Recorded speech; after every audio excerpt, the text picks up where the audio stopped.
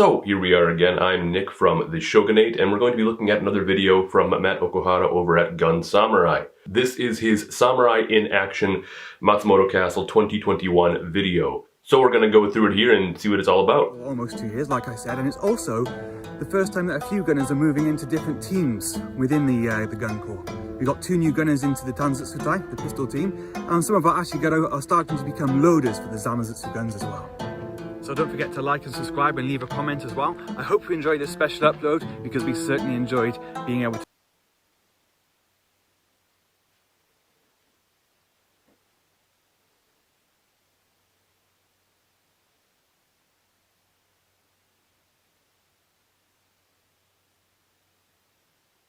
It's good to see the Gun Corps growing and continuing on like this with new members. We'll now begin the gunnery demonstration.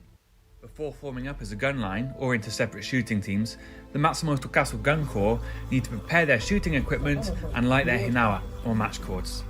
Every gunner as well needs to make sure that they're carrying enough ammunition for the display. And along with equipment and weapons, we also need to make sure that the display area is set up and ready for spectators. We're very lucky at the Matsumoto Castle Gun Corps. It's awesome to see how they prepare. Along with the shooting team, other members of the Matsumoto Castle community you would see at these events include sound engineers, announcers, and the volunteer fire department. Because there were no lighters or matches during the feudal era, a pre-lit cord was carried by some members of the Teppotai, and this is used as an ignition source by the whole team before forming up.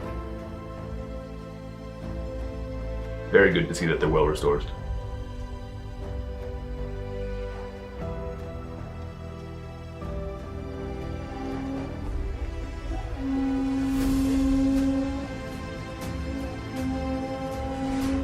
Probably saved a lot of time.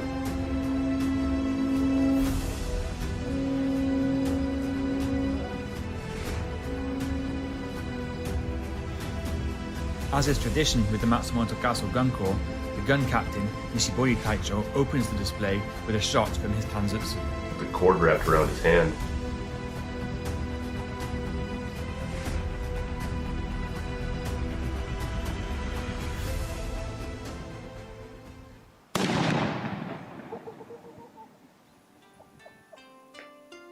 This is then followed by the pistol team, or Tanzutsutai. Tanzutsu are small matchlock pistols that were mostly used for ceremonial purposes. However, some horse-mounted samurai used Tanzutsu as a self-defense weapon, although Battlezutsu were more common and specifically designed with cavalry in mind. This year, there are 2 new gunners in the Tanzutsutai. I really do wonder how much this would have actually been used. These smaller guns being used back in feudal era.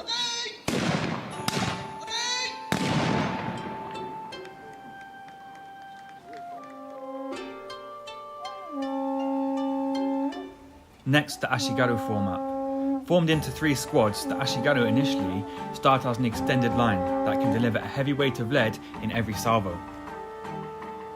This can be done by firing as a group or in sequence. Gotta love hearing a volley of matchlocks going off.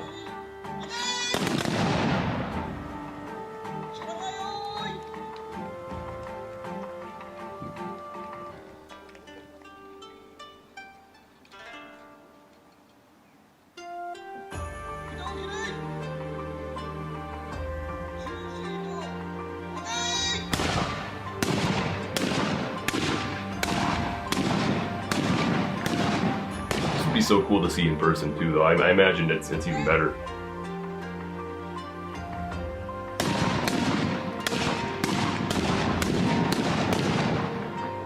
It takes a long time to reload, so tactically speaking, a commander would need to keep a close eye on the position of enemy units and the condition of supporting troops.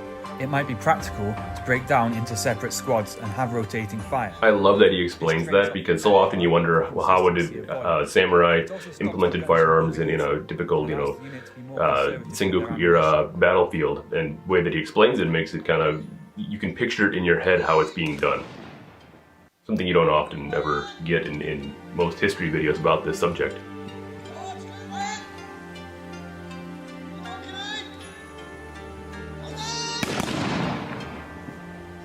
You might be able to see here that each small team is led by a junior samurai under the overall direction of the gun captain.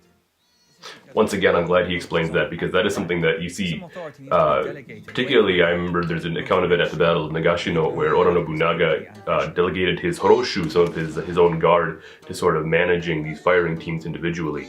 So it's really awesome that he's explaining how that all worked with the chain of command.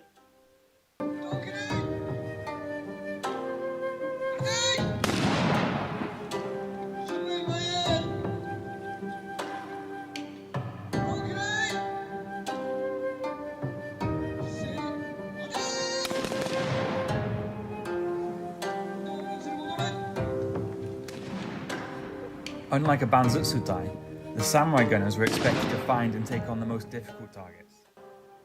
Yeah, so often you hear about Ashigaru engaging with matchlocks, but you don't often hear about samurai engaging with matchlocks.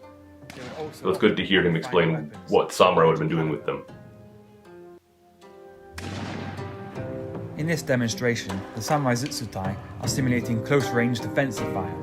Because of this, the ammunition is already set out and ready, and instead of using karuka, which is the ramrod, the gunners are setting their chuzutsu, which is the medium-sized gun, by tapping the charge into place, saving them valuable seconds.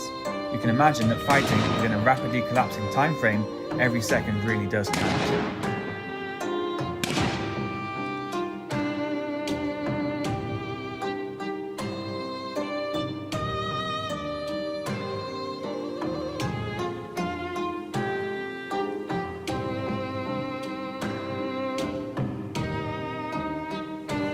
These Zamazutsu are loophole guns or wall guns.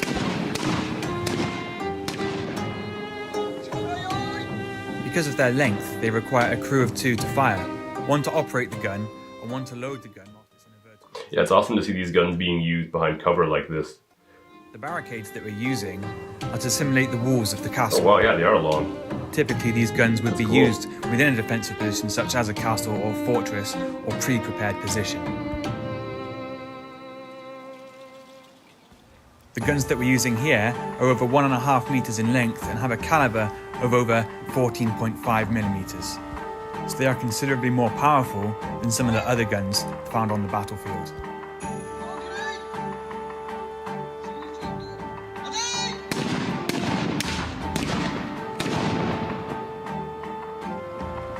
Finally, we move on to the Ozutsu, which is the largest and most powerful type of gun.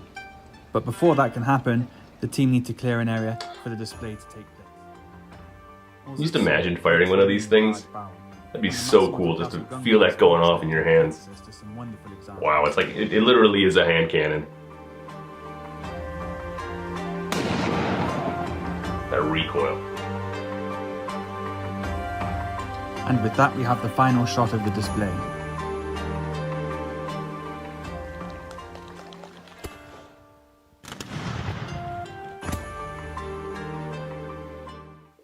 Yeah, this is more great stuff from Gun Samurai. He's really one of the best channels out there if you want to see this samurai warfare being recreated today in modern day. But yeah, once again, this has been Nick from the Shogunate, checking out some more of Gun Samurai's amazing content.